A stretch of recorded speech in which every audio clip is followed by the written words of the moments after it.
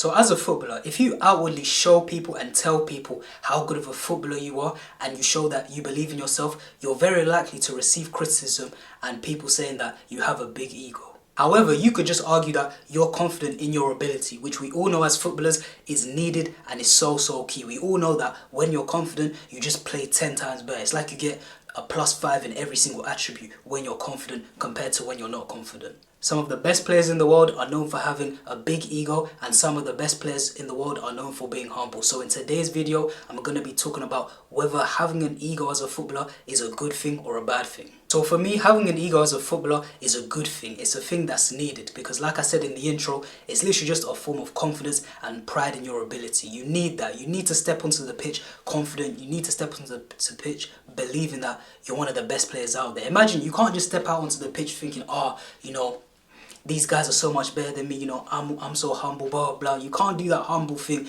when it comes to football. We all know that, you need to go into it believing that you're the best player on the pitch and you're naturally just going to do things way better when you're confident. All the best players in the world, in my opinion, they all have an ego. It's just that some like to show it and then others don't like to show it, you understand? There's multiple reasons about why this is, you understand? Some players, they just don't like the spotlight, you understand? They don't like the spotlight, but internally, they genuinely believe in themselves. They're genuinely telling themselves in their head like, yo, I'm the fucking guy, you know what I'm saying? I know I'm the best in the world. But if you ask them, they're going to be like, oh, no, I'm not the best, or, oh, you can't really say who's the best, but internally they know, you understand? Like guys who you say are humble, guys like Messi, guys like Kante, trust me, if they genuinely believed in their head that, oh, I'm not good, I'm just humble, trust me, they would know I've got to that level. To get to that level, you need that sort of positive self-talk, that positive delusion that you're the guy, you understand? It's just that guys like Ronaldo, guys like Zlatan, they will openly say, you understand? They'll openly show you, they're unapologetic about it, and yeah, they don't really care, to be honest. However, some players decide to, do the media game, do the PR game and say, oh no, they decide to stay humble to sort of create this image. But you can tell, some of them you can tell on the pitch that, they believe in themselves, even in the way they walk. You take a guy like Jude Bellingham. Jude Bellingham, in the interviews, people say he's so mature, he's this and that, he's humble, he's this, he's that. But you can tell the way this guy struts onto the pitch, the way this guy gets involved in pushing players about. This guy, when he does the celebration where he's putting his arms up like that, he in his head he knows he's the guy, you know what I'm saying? You can't play professional football at championship level at 16 if you don't have that sort of mentality in your mind about, I'm the guy, like I can really do this, you understand? He came in to Birmingham and ultimately quickly became one of their leaders, you understand? Went to Dortmund,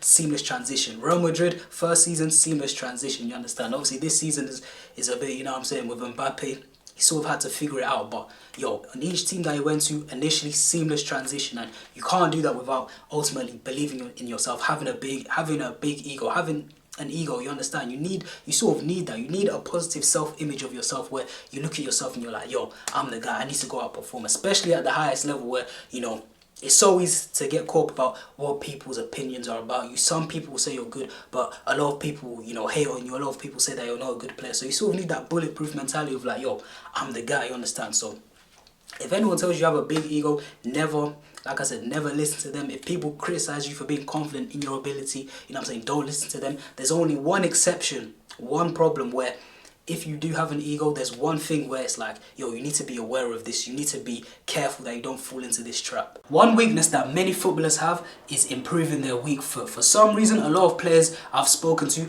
just can't seem to figure out how to improve their weak foot, whether they're right-footed or left-footed. But luckily for you, I've made a course on how to improve your weak foot. This course is currently in the works.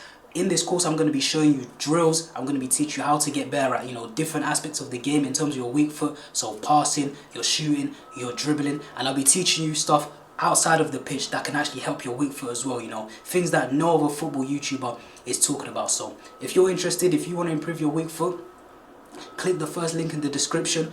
Get the course and trust me, you won't regret. Your weak foot will 100% improve. So the trap is when you let your ego blind you. Now, what do I mean by your ego blinding you? It's basically where your ego doesn't allow you to see your weak points. Now, when you don't see your weak points, you're ultimately not going to improve, you understand? When you don't acknowledge your weak points and your mistakes on the football pitch, you're not going to improve. You're not going to work at it, which means you're ultimately going to stagnate. And then obviously your competition, while they're improving, they're working on their weaknesses and improving their strengths as well, they're obviously going to overtake you. So that's the main thing about, you know, having an ego. You just need to make sure that you're self-aware enough to the point where you can address your weak points, really work on them, so you can keep improving, keep going up as a footballer, you understand? Let's take Ronaldo for example. When he went into Man United, yeah, of course, even at that young age, he believed in himself, you understand? He still had that ego even when he was a kid. However, he went to training and then he saw there were certain aspects of his game he needed to improve. His his end product, his shooting, he's just sort of finishing in the box, his crossing, you know, he'd get criticised by guys like, you know, Rio Ferdinand, guys like Van Nistelrooy. Van Nistelrooy was telling him that, yo, you need to release the ball quicker, you need to be more efficient, your crossing needs to be better. And then obviously Rio Ferdinand as well was saying that, yo, when he first went to Man United, his shooting had a lot of power, but it went everywhere, you understand? So despite Ronaldo still believing in himself, he didn't let that, you know, affect him negatively. He just said, yo, I still believe in myself, I still believe I'm a good player and I can become an even better player. However, I'm self-aware enough to see that, yo, there are flaws in my game that I need to address in order to play at this level. So he worked on it, and then bang, ultimately 3 years later became United's main guy, won the Ballon d'Or, won the Champions League, signed for Real Madrid, and then the rest is history, you understand? And then obviously at that point when he's at Real Madrid, he's allowed to have that ego because, like I said, he believed in himself initially, and then he put in that work. And now the evidence shows of who he actually is. So having an ego as a footballer is a good thing. However, be self-aware enough to see your weaknesses, your flaws. If somebody criticizes you and say, yo, bro, you need to release the ball better, you need to work on your end products, your dribbling isn't really up to standard, your passing, or you don't check your shoulders, don't just automatically, you know, brush them off. If you feel like they're hating, alright, cool, you can brush them off. But just think for a minute and just analyze your own game and be like, alright, cool, is this person really telling the truth? Maybe they're right, you understand? Just always ask yourself that question about maybe they're right. So you just need to be self-aware enough to analyze your game and be like, alright, cool, I'm not the best at this, I can get better at this.